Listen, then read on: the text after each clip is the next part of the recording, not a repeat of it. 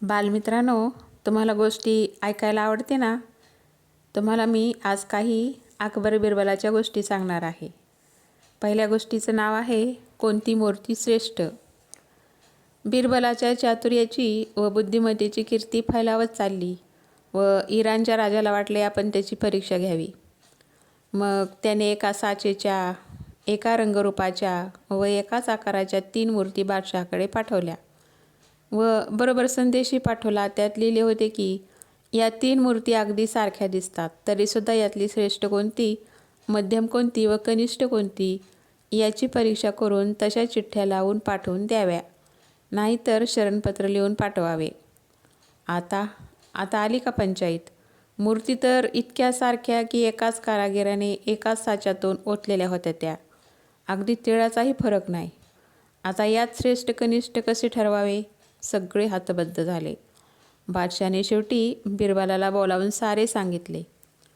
बिरबलाने मूर्तीकडे पाहिले व हसऱ्या चेहऱ्याने तो उद्गारला, सरकार, उद्या याचं उत्तर मी देईन.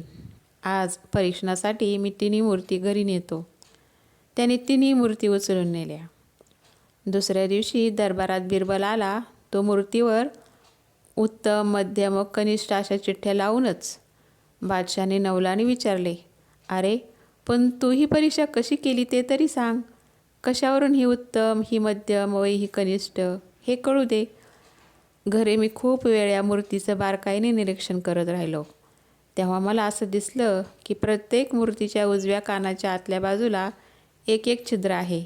बिरबल म्हणाला, वा, तुझ्या निरीक्षणाला तोड नाही. बरं पुढं काय झालं? बादशाने विचारले. मग काय, मी एक तार घेऊन ती त्या छिद्रातून घातली. ती पहिली मूर्तीच्या तोंडातून बाहेर आली, दुसरीच्या कानातून बाहेर पडली, तिसरीची पोटातच गेली. बस समजलं मला. पहिली मूर्ती सगळ्यात कनिष्ठ, दुसरी मध्यम व तिसरी श्रेष्ठ होती. बिरबल म्हणाला, पण यात श्रेष्ठ कनिष्ठ कसं काय बोवा, ते कळलंच नाही अजून. दरबारातील लोक गोंगाट करू लागले. बिरबल म्हणाला, ऐका मंडळी, हे बघा आता, या मूर्तीच्या कानातली तार तोंडातून बाहेर पडली. म्हणजेच जो माणूस कानाने ऐकलेले सारेच बडबडत फिरत असतो तो शहाणा नव्हे. तशी ही पहिली मूर्ती आहे. तिसऱ्या प्रतीची कनिष्ठ, अशा लोकांच्या पोटात काही राहतच नाही. आता ही दुसरी मूर्ती, तीही जे लोक एका लोकाचे गुपित जपत नाहीत पण नुकसानही करत नाहीत. ऐकलेल्या भल्या बऱ्या सगळ्याच गोष्टीत हे उदासीन असतात. यांना मध्यम प्रतीचे म्हणता येईल. आणि तिसरी सर्वश्रेष्ठ मूर्ती होय. हिच्या कानातून तार गेली ती थेट पोटातच, तेथून बाहेर पडलीच नाही. याचा अर्थ असा की असे लोक अनेक गोष्टी ऐकतात पण त्या लक्षात ठेवतात, पोटी बाळगतात, जिकडे तिकडे सांगत सुटत नाहीत की दुर्लक्षसुद्धा करत नाहीत. उलट ऐकलेल्या गोष्टी चित्तात साठवून सदुपयोग करतात. त्याची साक्ष देणारी ही तिसरी मूर्ती.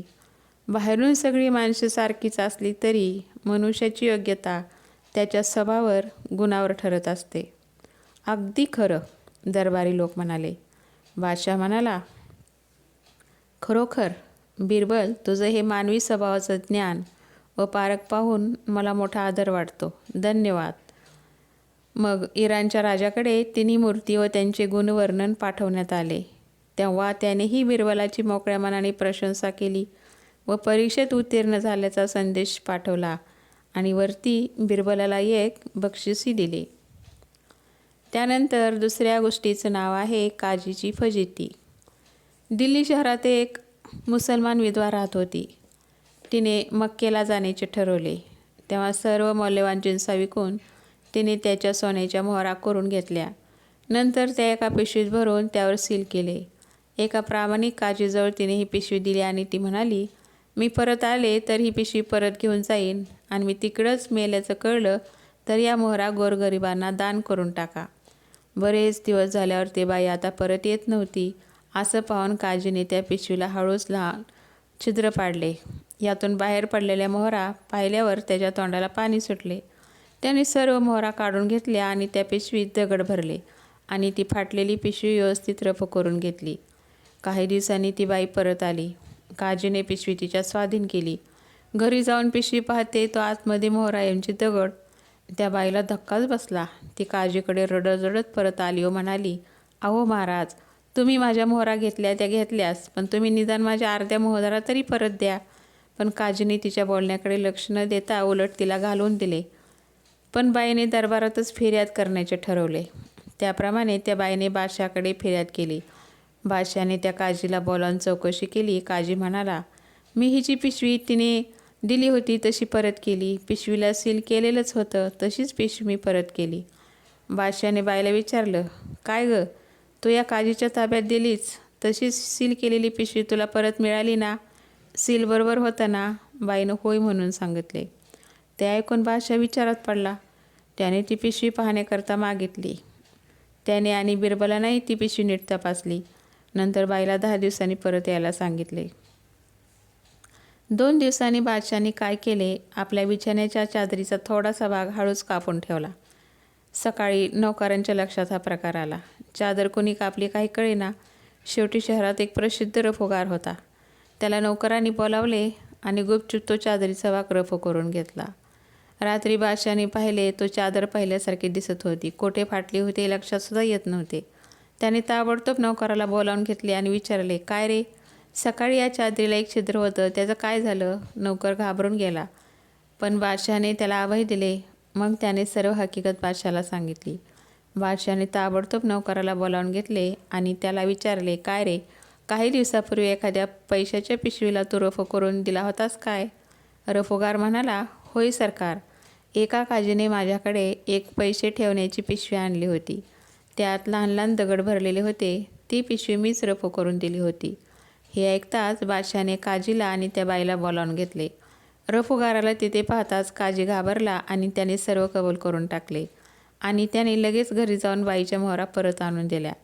बाईला आपल्या मोहरा परत मिळाल्यामुळे त्या आनंदाने घरी गेली. त्यानंतरच्या पुढच्या गोष्टीचं नाव आहे असली कसली भाषा. एक दिवस बादशाह आणि बिरबल दोघे म्हणून शिकारीला गेले होते. संध्याकाळी शिकार येऊन परत येत असता ते एका झाडाच्या आडोशाला जरा विसावले. झाडाच्या दुसऱ्या बाजूला तिघी तरुणी उभ्या होत्या. समोर एक लांब रुंद काळी भोरसेत जमीन पसरलेली होती व तेथे एक शेतकरी आवत हाकत होता. तिकडे त्या तिघी बघत होत्या. बघता बघता एक जण म्हणाली, फक्त चेहऱ्यासाठी याचा काय उपयोग, दुसरं काही नाही. दुसरी म्हणाली, छे छे, फक्त चेहराही नाही, केवळ तोंडासाठीच हे सारं. तिसरी म्हणाली, तुम्ही दोघी चुकता आहात ग. मला तर वाटतं चेहऱ्यासाठी नव्हे, तोंडासाठी नव्हे, तर लहान पोराबाळासाठी याचा उपयोग सर्वात जास्त. मग सर्वजणी हसल्याने चालू लागल्या. तिकडे बघत बादशाह म्हणाला, बिरबल, त्या तिघी कशाबद्दल रे बोलत होत्या? असली कसली त्यांची भाषा? त्या काय शेतकऱ्याबद्दल म्हणाल्या का नांगराबद्दल की आणखी कशाबद्दल? बिरबलाने थोडासा विचार करून म्हटले, सरकार, हां, आलं लक्षात. त्या तिघी बोलत होत्या ते जमिनीतल्या पिकाबद्दल. पहिली म्हणाली की हा शेतकरी या शेतात हळद लावतो आहे, ज्याचं फक्त उठणं चेहऱ्यासाठीच करता येईल. दुसरी म्हणाली, छे छे, मला वाटतं हा विड्याची पानं लावतो, फक्त तोंड रंगवणारी. तिसरी म्हणाली, तुम्ही दोघी चुकता, हा यात नारळ लावणार आहे बहुतेक, ज्याचं पाणी आणि खोबरं मुलांना फार प्रिय असते तो. त्या 3 मुलींच्या बोलण्यातला एवढा गूढ व दूरदर्शी अर्थ ऐकून बादशाह तर खरोखरच हर्षित झाला. पण कदाचित बिरबल जास्त बुद्धिमान असेल म्हणून त्यांनी हा अर्थ काढला असेल. मुलींच्या मनात हा अर्थ नसेलही कदाचित. आपण खात्रीच करून घेऊया ना समक्ष. नंतर दोघी थोडे घोडे उडवीत वेगाने त्या मुलींच्या मागे गेले व त्या मुलींना त्यांनी गाठले. बादशाहने विचारले, ए मुलीनो, तुम्ही आता कशाबद्दल गूढ बोललात, सांगता का? आणि काय नवल? मुलींनी उत्तरं दिली ती अगदी बरोबर बिरबलांनी सांगितली तीच. बादशाहला आश्चर्यच वाटले. मग दुसरे दिवशी मुलींना बादशाहने उंची साड्या पाठवून त्यांचा गौरव केला. बिरबलाही एक सोन्याची कडी दिली. स्वर्गारोहण हे माझ्या पुढच्या गोष्टीचं नाव आहे.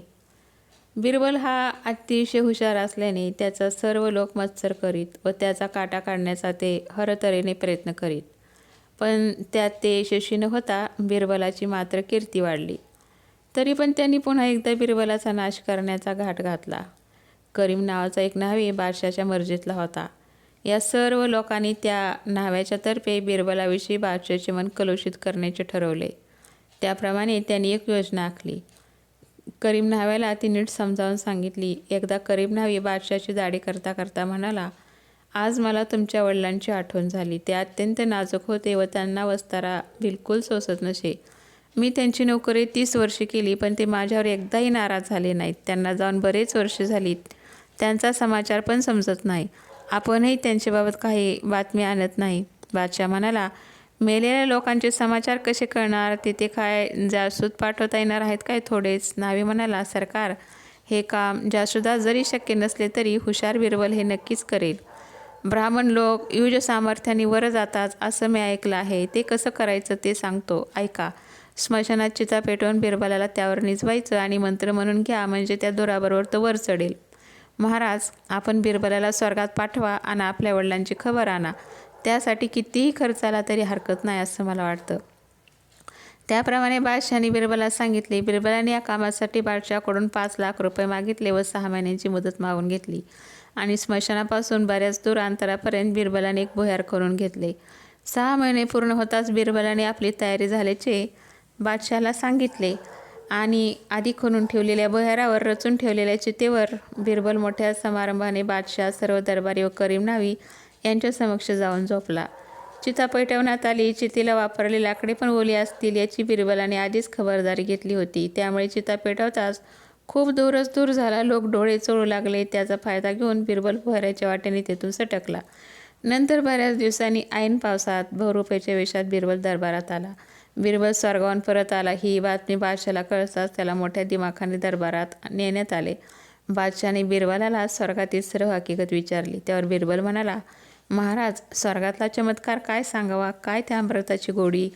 तिथलं सर्व ऐश्वर्य पाहून परत मृत्युलोकी यावे असं मला मुळी वाटेनाच. पण आपल्या वडिलांचा फारच हट्ट पडला म्हणून मी परत आलो. त्यांच्या अडचणी एक आहे. करीम नावाचा बाप पण स्वर्गातच आहे. तो मोठ्या मिनतवारीने आपल्या वडिलांची हजामत करतो, पण त्याचा हात फार जड असल्याने आपल्या वडिलांना वस्तारा सहन होत नाही. त्यामुळे हल्ली त्याची दाढी फारच वाढली असून ते एकसारखी करीम नावाची आठवण काढत आहेत. त्यांनी मला परत भूमीवर जाऊन एखादा चांगला नावी पाठवण्यास सांगितले आहे. म्हणून तुम्ही असं करा, मी मंत्राने भरून ठेवलेल्या स्मशानातील जागेवर चिता तयार करा आणि करीम नावाला आपल्या वडिलांच्या सेवेसाठी वर पाठवा. बादशाहला बिरबलाची कल्पना पसंत पडली. त्याने त्याप्रमाणे करायचे ठरवले. नंतर करीम नावाला मोठ्या समारंभपूर्वक स्मशानात नेण्यात आले. तेथे रचलेल्या चितेवर त्याला बसवून चिता पेटवून देण्यात आली. थोड्याच वेळात सर्वांसमक्ष करीम नावी जळून मेला. त्या घटनेने बिरबलाचा द्वेष करणाऱ्यांनी एवढा दमसका घेतला की पुन्हा म्हणून ते बिरबलाच्या वाटेला गेले नाहीत. अशा रीतीने बिरबलाने स्वतःवरचे संकट मोठ्या चातुर्याने दूर केले. ह्या जर गोष्टी तुम्हाला आवडल्या तर लाईक करा, शेअर करा आणि माझ्या चॅनलला सबस्क्राईब करा. धन्यवाद.